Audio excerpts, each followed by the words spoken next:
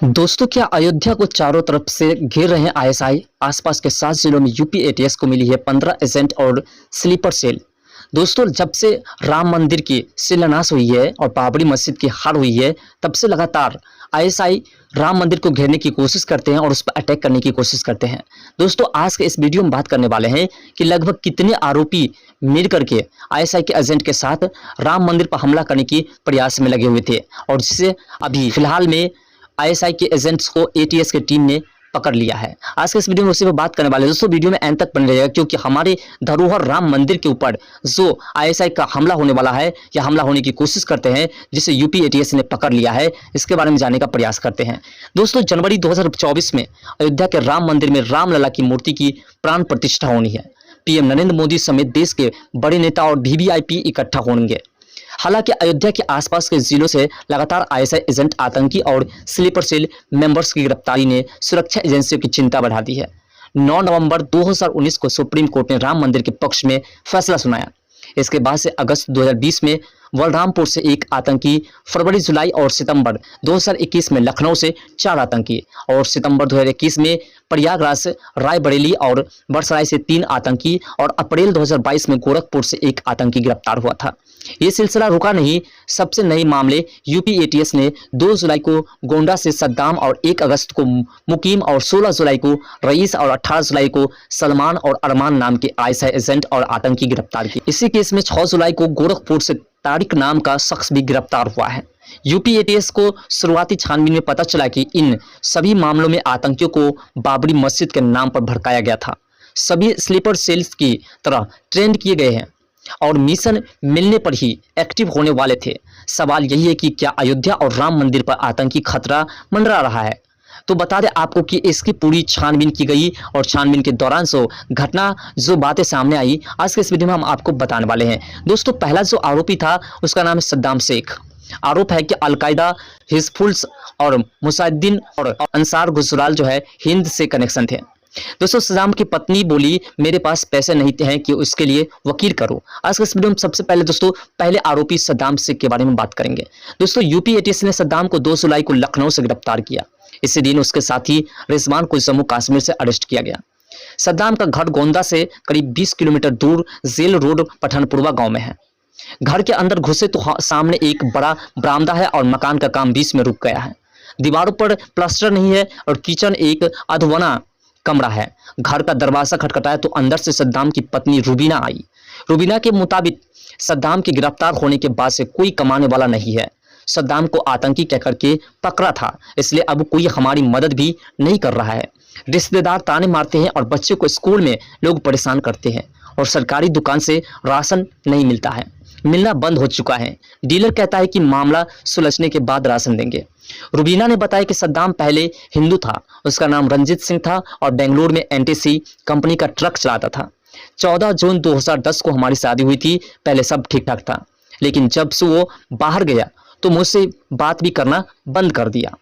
हमने पूछा कि क्या सद्दाम से मिलने लखनऊ जाओगी, इसके लिए वकील करोगी? तो रुबीना ने जवाब दिया, मेरे पास इतने पैसे नहीं कि बच्चों को ठीक ठाक से पढ़ा सकूं।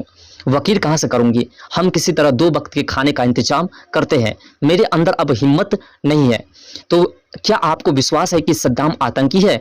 इस सवाल पर रुबीना कहती है कि अगर सब कह रहे हैं तो कुछ तो किया होगा, ऐसे ही कोई क्यों करेगा और ऐसे ही क्यों कहेगा? तमाम लोग जो कह रहे हैं वो गलत नहीं कह रहे होंगे। जो परिवार का न हुआ वो देश का कैसे हो सकता है? हमें उस पर यकीन नहीं है। रुबीना आगे बताती है कि यूपी एटीएस एक दिन उन्हें छानबीन के लिए घर भी लाई थी। हम दोनों के बीच कोई बातचीत नहीं हुई। उससे क्या बात करती, वो आतंकी हो या ना हो, लेकिन धोखेबाज तो है। मुस्लिम बनकर के मुझसे झूठी शादी की, अपने बीवी बच्चों का नहीं सोचा, अपने माँ बाप भाइयों को मार दिया, देश को धोखा दिया। उससे क्या उम्मीद की जा सकती है? हमें उस पर यकीन नहीं है। रुबीना के मुताबिक सद्दाम इस्लाम के नाम पर बच्चों को भी खूब सिखाता था। कहता था कि नमाज पढ़ा करो और लोगों को नमाज और इस्लाम के बारे में बताता था। पिछली बार वो 27 दिसंबर 2022 को आखिरी बार घर आया था।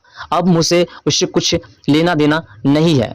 सद्दाम को जानने वाले किस्मत अली बताते हैं कि पठानपुरवा गांव से कुछ दूर लाला का पुरवा गांव है। इसी गांव में सद्दाम का जिगरी दोस्त राकेश रहता है। राकेश कमाने के लिए गांव से बाहर गया था। जहां वो सद्दाम से मिला था और सद्दाम ने राकेश को गाड़ी चलाना सिखाया था, जिसके बाद दोनों में दोस्ती हुई और 2007 से 8 में वो राकेश के साथ लाला का पुरवा आया था और उस दौरान नमाज पढ़ने के लिए पठानपुरवा गांव आया करता था। किस्मत अली के मुताबिक 1 महीने पहले पुलिस आई तो पता चला कि सद्दाम आतंकी था और पुलिस ने ही बताया कि उसका असली नाम रंजित है। उसे ज़्यादा से ज़्यादा सजा मिले, उसने देश और परिवार के साथ धोखा किया है। राकेश बोला 6-7 साल से सद्दाम से बात नहीं हुई। रुबीना और किस्मत अली से बातचीत के बाद हम राकेश से मिलने लाला का पुरवा गांव पहुंचे। राकेश ने बताया कि यूपी एटीएस मुझे काम पर भी नहीं जाने देते हैं, कहते हैं अभी तुमसे पूछताछ बाकी है। 2008 में सद्दाम मेरे साथ मेरे घर गोंदा भी आया था, 10-15 दिन ही यहाँ था, फिर पठानपुरवा में रहने लगा था। उसने बताया था कि उसका घर भी गोंडा में है और तरबगंज में बताता था, लेकिन कभी मैं मिलने उनसे नहीं गया उनके घर। रंजित कब और कैसे बना सद्दाम, इसके बारे में भी थोड़ा सा जान लेते हैं। हमारे सामने सवाल था कि आखिर रंजित सद्दाम कैसे बना। इसके लिए हम पठानपुरवा से लगभग 20 किलोमीटर दूर तरबगंज के गांव बरसड़ी पहुंचे। सड़क से लगभग 500 मीटर दूर गांव में घुसते ही पक्का मकान दिखा। लोगों ने बताया कि यही घर रंजित का है। हमारी मुलाकात रंजित की चाची कालावती से हुई और कालावती बताती है कि रंजित का पूरा नाम और पूरा परिवार, रंजित का पूरा नाम जो रंजित कुमार सिंह है और उनका परिवार पूरा मुंबई में रहता है। उसके पिता भगवान सिंह फेरी लगा करके कपड़े बेचते थे और पिछली बार कुंभ में आए थे। रंजित को कुछ दिन पहले एटीएस लेकर के आई थी, तब हमने उसे पहचाना था और एटीएस ने हमें बताया कि उसके साथ पढ़ने वाले आसिफ के पिता ने 1999 में उसका धर्मांतरण करा दिया। इसके बाद उसे सद्दाम शेख नाम मिला और हमारा तो उससे कोई मतलब नहीं है, उसकी चाची कहती है। अब बात करते हैं दूसरा आरोपी मोहम्मद रईस। आरोप है कि आईएसआई एजेंट पर पाकिस्तान हैंडल्स को गोपनीय सूचना भेजती थी। गोंडा के तरबगंज तहसील के दिनपुरवा गांव का रहने वाला मोहम्मद रईस मुंबई में पुताई और मजदूरी का काम करता था। दिनपुरवा गांव में पेट्रोल पंप के बगल में उसका घर है और घर के बाहर 2 दुकानें बनी हैं। रईस के पिता हुसैन बताते हैं कि बेटा तो जेल चला गया, लेकिन उसे आतंकी बताने के बाद से कोई दुकान पर भी नहीं आता। 6-7 साल पहले मुंबई कमाने गया था और 500 हज़ार रुपया भेज दिया करता था, अब वो भी नहीं आता है। इसी बीच रईस की मां नूरशाह घर से बाहर आई। वो कहती है बेटे को बचाने के लिए क्या करे, कुछ समझ नहीं आ रहा है। एटीएस उसे लेकर के आई थी तो बोल रहा था कि मम्मी मुझसे गलती हो गई। पुलिस के साहब ने भी हमें यही बताया कि आपके लड़के को लालच में फंसा दिया गया है। नूरशाह घर के अंदर से रईस की 10वीं की मार्कशीट निकाल आई और 10वीं के मार्कशीट में उसके 73% मार्क्स थे। मार्कशीट के हिसाब से रईस की उम्र 26 साल है और बातचीत से ही पता चला कि पाकिस्तान में नूरशाह की ननद रहती है, जिससे रईस बात किया करता था। हालांकि परिवार या रईस कभी पाकिस्तान नहीं गए। अब बात करते हैं तीसरे आरोपी की, हुकीम की। हुकीम जो कि आरोप है आईएसआई एजेंट पाकिस्तान हैंडल्स को सूचनाएं भेज रहा था। रईस के घर से लगभग 500 मीटर की दूरी पर तीसरे आरोपी मुकीम का घर है। यहाँ हमारी मुलाकात मुकीम की मां सईदा से हुई। सईदा बताती है कि मुकीम बहुत सीधा साधा था, उसे तो रईस ने फंसा दिया। अब बात है कि इस दौरान सईदा के पड़ोसी भी आ गए और कहने लगे कि मुकीम सीधा लड़का है, उसके खिलाफ कभी कोई शिकायत नहीं सुनी। रईस का दोस्त होने की वजह से मुकीम फंस गया और सईदा के पति नहीं है। 4 बेटे हैं जो मुंबई में काम करते हैं। मुकीम भी मुंबई में चूड़ी बेचने का काम करता था। अब बात करते हैं चौथा आरोपी जो है, उसका नाम है सलमान सिद्दीकी। आरोप है आईएसआई एजेंट टेरर फंडिंग्स और गोपनीय सूचना पाकिस्तान भेजी। तरबगंज तहसील में रईस के घर से लगभग 30 किलोमीटर दूर चौथी आरोपी सलमान सिद्दीकी का घर है। सलमान को यूपी एटीएस ने 18 जुलाई को गिरफ्तार किया था और सलमान के पिता अली बताते हैं कि 35 साल से मुंबई में रहता हूँ, वहाँ चोरी का काम करता हूँ और सलमान भी हमारे साथ वहीं रहता और पुताई का काम करता। 14 जून को मैं गोंडा आया था तो पीछे से पुलिस ने सलमान को उठा लिया। अब अली आगे बताते हैं कि मैंने सलमान से पूछा तो उसने बताया कि रईस ने उसे फंसाया है। उसने सलमान को 15,000 रुपये दिए और कहा कि किसी के अकाउंट में ट्रांसफ़र कर दो। उसने कर दिए थे। रईस भी गोंडा का रहने वाला था। ऐसे ही दोनों की दोस्ती हो गई और बेटी को फंसाया गया है। लखनऊ में एक वकील से बात की, कोई केस लड़ने को तैयार ही नहीं हो रहा है। सलमान की मां हुसैना कहती है कि मुहर्रम ने घर आने को बोल रहा था, लेकिन पहले ही पुलिस ने उठा लिया। हमारा बच्चा तो बहुत सीधा था, उसे फंसा लिया गया है। सलमान के घर के बाहर खड़ी बुजुर्ग सहूरा बताती है, सलमान को बचपन से जानती हो, बहुत ही सीधा लड़का है, बेगुनाह लड़के को फंसाया गया है।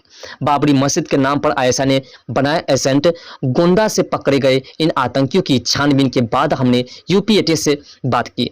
एटीएस के एक बड़े अफसर ने नाम न जाहिर करते हुए बताया कि सद्दाम आतंकी और बाकी तीनों आईएसआई के एजेंट हैं। इन सभी को बाबरी मस्जिद की शहादत के नाम पर भड़काया गया था। इन लोगों का मिशन बाबरी मस्जिद गिराने का बदला लेना था। इस टेरर मॉड्यूल्स का पता कैसे चला, इसके जवाब में एटीएस अफसर बताते हैं कि हम इस तरह के लोगों को और एक्टिविटीज़ को ट्रैक करते रहते हैं। सबसे पहले सद्दाम को ट्रैक किया। सद्दाम लगातार सोशल मीडिया पर जिहादी कंटेंट पोस्ट करता था। सद्दाम एटीएस की नज़र में आया, उसकी छानबीन की तो पाकिस्तान से उसके लिंक मिले। उसे गिरफ्तार कर पूछताछ की गई तो उसने सच कबूल कर लिया। सद्दाम की निशानदेही पर ही एजेंसी गोंडा के बाकी लोगों को भी ट्रैक करने लगी। सबसे पहले रईस पकड़ में आया। उसने बताया कि मुंबई में काम के दौरान उसकी मुलाकात अरमान से हुई और अरमान ने ही उसे बाबरी मस्जिद के नाम पर और भारत में मुस्लिमों पर जुल्म के नाम पर भड़काना शुरू कर दिया। रईस मुंबई में नौकरी करना चाहता था। अरमान ने उसे कहा कि पाकिस्तान के एक आदमी से कनेक्ट करा देता हूं, तुम काम के निकले तो मुझे बाबरी मस्जिद का बदला लेने का मौका मिलेगा और मोटे पैसे के साथ दुबई में नौकरी भी दिला देंगे। 2022 में रईस को पाकिस्तान नंबर से व्हाट्सएप कॉल आई। दूसरी तरफ से हुसैन बात कर रहा था।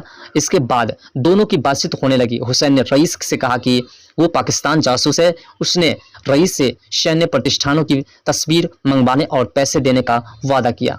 रईस पाकिस्तान जासूस हुसैन के लिए काम करता रहा और फिर उसने अपने दोस्त सलमान को भी जोड़ लिया। यूपी एटीएस के मुताबिक रईस ने ही पाकिस्तान के बारे में बताया था। रईस के इनपुट के आधार पर मुंबई से 18 जुलाई को सलमान और अरमान को गिरफ्तार कर लिया गया। रईस और सलमान को सैन्य प्रतिष्ठानों के फोटो भेजने के बदले में पैसे भी मिले। रईस ने अपने हिस्से के 15,000 रुपये सलमान को देकर के अपने खाते में डालने के लिए कहा। इसके बाद सलमान ने ऑनलाइन 15,000 रुपये रईस के खाते में भेजे थे। मई में रईस ने अपने शादी में ये रुपये खर्च किए थे।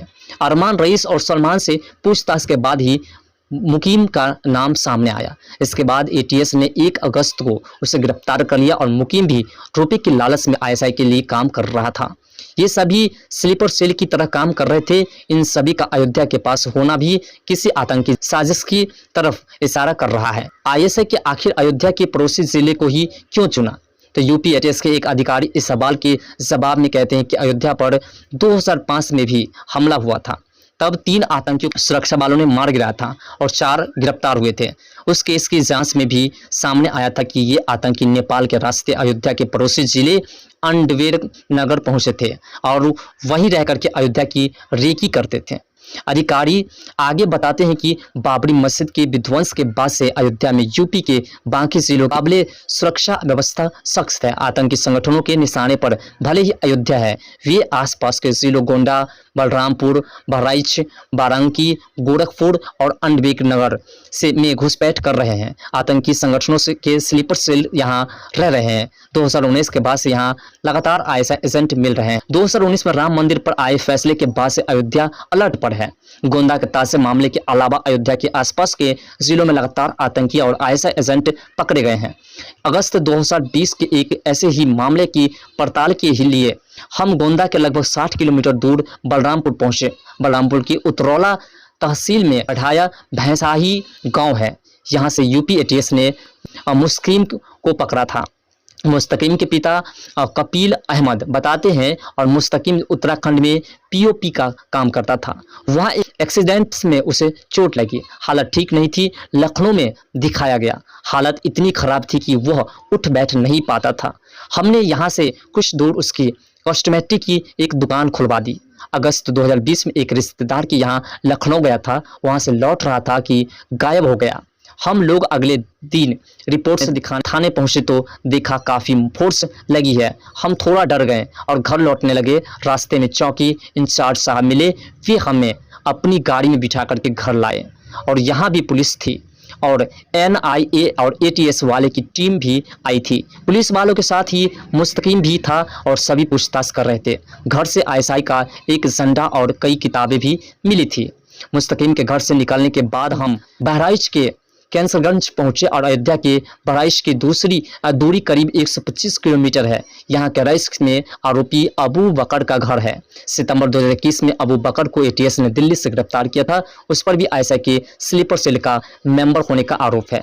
अबू बकर ही की मां से हमारी मुलाकात हुई, लेकिन वे मीडिया से बात नहीं करना चाहती है। कहती है मीडिया उनके बारे में गलत ही चलाती है। इसलिए दोस्तों इस तरह की घटना लगातार बाबरी मस्जिद पर घटने की कोशिश हो रही है। अब बाबरी मस्जिद को गिराने का प्रयास किया जा रहा है। बलरामपुर, गोरखपुर, प्रयागराज और रायबरेली, बहराइच, गोंडा और लखनऊ भी उस लिस्ट में शामिल है, जहां से लगातार आईएसआई एजेंट, आतंकी और स्लीपर सेल से जुड़े लोग गिरफ्तार हो रहे हैं। यूपी एटीएस इस पूरे इलाके पर बनाए हुए हैं और एटीएस अधिकारी के मुताबिक पाकिस्तान खुफिया एजेंसी आईएसआई और आतंकी संगठनों के निशाने पर जनवरी में अयोध्या में होने वाला कार्यक्रम भी है। यानी कि दोस्तों जब राम मंदिर का शिलान्यास हुआ था उस समय से लेकर के जब राम मंदिर पे पूरी कार्यक्रम समाप्त हो जाएगी तब तक आईएसआई उस पर हमला करने की कोशिश कर रहे हैं। फिलहाल दोस्तों ऐसी घटना आपको क्या लगता है कि ये हो सकता है या नहीं, कमेंट सेक्शन में अपना राय जरूर दीजिएगा। और दोस्तों हमारी यूपी एटीएस या किसी प्रकार की एटीएस टीम, हमारे पूरे देश की जो एटीएस टीम है, हमारे देश के प्रशासन व्यवस्था है कि इतनी कमजोर नहीं कि आईएसआई उसे गिरा सके। फिलहाल दोस्तों हमारे राम मंदिर हमारी धरोहर है, उसकी रक्षा करना हमारी जिम्मेवारी है। आपका क्या मत है, कमेंट सेक्शन में अपना राय जरूर दीजिएगा। तो मिलते हैं नेक्स्ट वीडियो के साथ, तब तक के लिए बाय। जय हिंद, जय भारत, जय बिहार।